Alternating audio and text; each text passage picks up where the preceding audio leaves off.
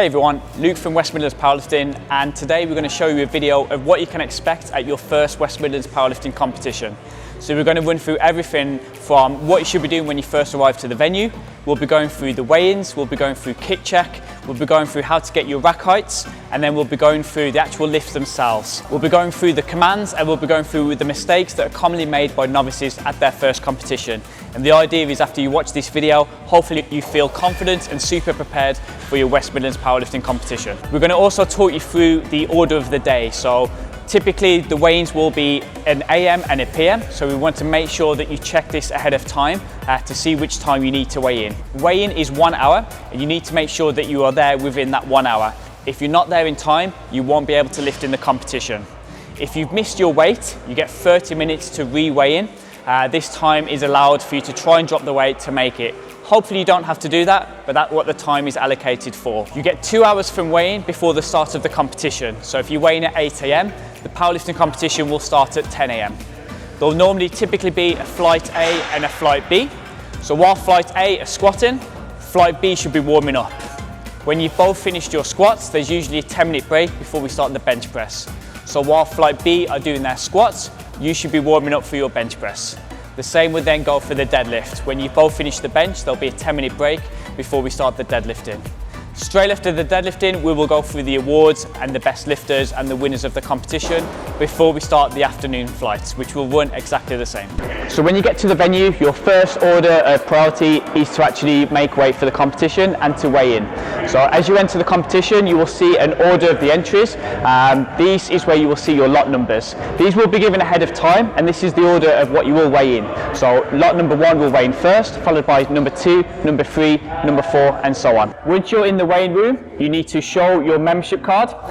This is pivotal to actually taking part in the competition, and is essential that you remember it to bring it on the day. From there, you will get your official weigh-in, and this is also the time where you will give your openers. It's important to mention that you can change your openers up to 3 minutes beforehand for all of the lifts, squat, bench and deadlift. So these are your initial ideas for your openers. You can change them if you need to. It's important to say when you're weighing in, by default, it is to wear underwear and socks. If you feel more comfortable, you can wear more clothes. If you wanted to weigh naked, you also can do that if you want to. There'll be women to weigh in the women and men to weigh in the men. If you are a sub-junior, you need to be accompanied by an adult. So now that we've done the weigh-in, the second order of events is to do your kit check. So when you do your kit check, your kit for the West Midlands competitions doesn't have to be on the IPF approved list, but it has to be IPF spec. You can check out the specifications on the rule book, but to be safe, you could always just go for the IPF approved kit and everything will be covered then. So you need to make sure that you've got your shoes for squat and your shoes for deadlift. They can be the same pair of shoes, but a lot of people wear 2 different pairs of shoes. You need to show your wrist straps, you have to show your singlet, your knee-high socks for deadlifting only, your knee sleeves, and your belt. Another tip I like to recommend is to also bring your own chalk and to bring your own talc. Chalk is usually provided at all competitions, but to cover the base, it's good to bring your own chalk just in case. Now that the kit check's done, we're going to take your rack heights. Really important that you get these as best as we can to give you the best chance of lifting the heaviest weights possible on the day. So a couple of little tips for yourself.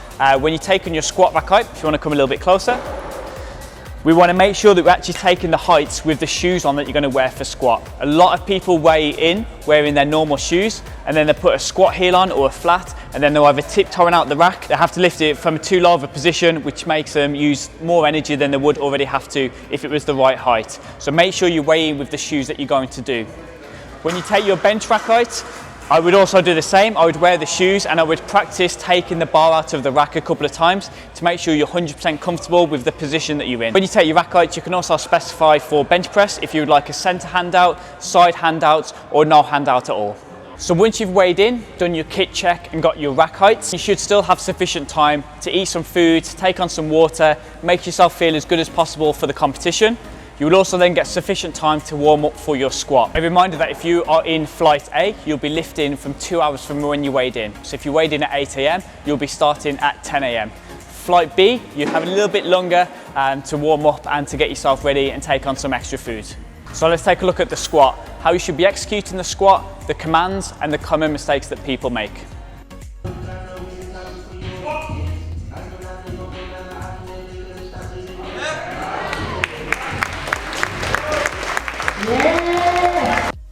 So with the squat, we're going to take the bar into your hands and onto your back in your own time. From there, you're going to walk the weight out until your legs are extended, your hips are extended, and you're standing nice and tall.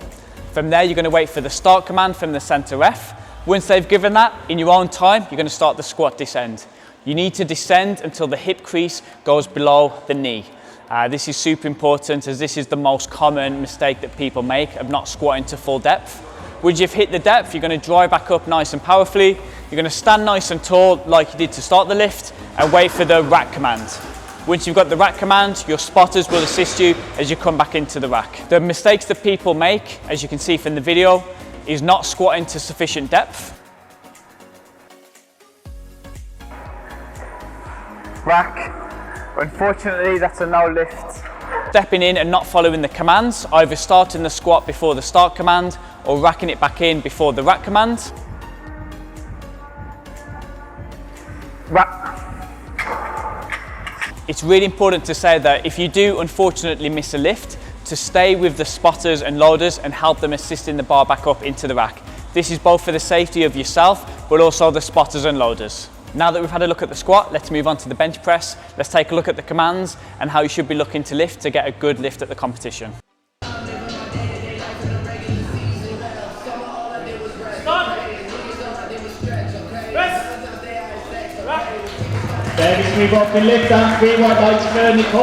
So with the bench press, similar to the squat, you will get a start command, but this time you also get a press command and a rack command.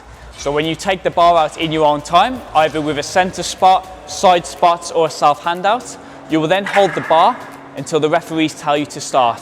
The referees will tell you to start once they see that your feet, your bum, and your head is in contact with the bench and that your elbows are fully locked out.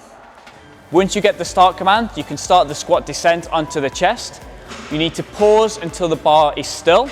You will then get a press command, where you will then press the bar back up to full lockout through the elbows, and then you will get a rack command, where you will then rack the bar back into the rack. The common mistakes that we see are people lifting up their bum or lifting up their feet or head. If this happens, you will get a no lift. We also see people jumping the commands, so starting the descent before they get the start command, or pressing off the chest too fast before they've got the press command. Another thing that catches people off guard is that if you do have long hair, you need to tie it up so the referees can clearly see your head on the bench. And if you're wearing wrist wraps, you need to make sure the thumb loop is taken away off the thumb and just left to be free. Finally, to finish the competition, we've got deadlift. So deadlift's nice and simple, straightforward with just the one command, but let's make sure you make no mistakes on the day.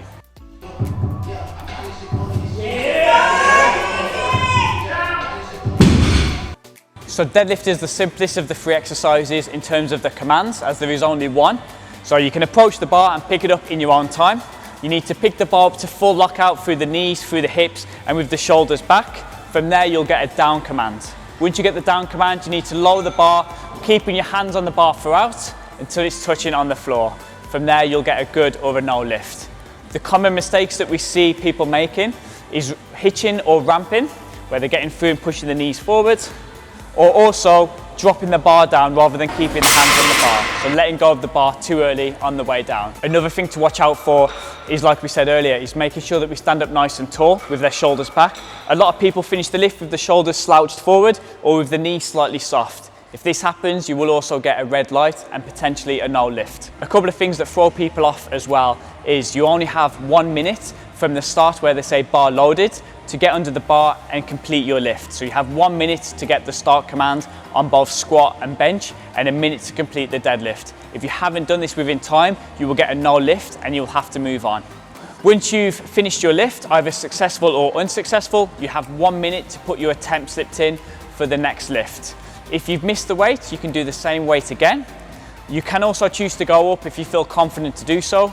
If you've made the lift, you can also go up 2.5 kilos or take the jump as you've planned. You have only got 1 minute to do so.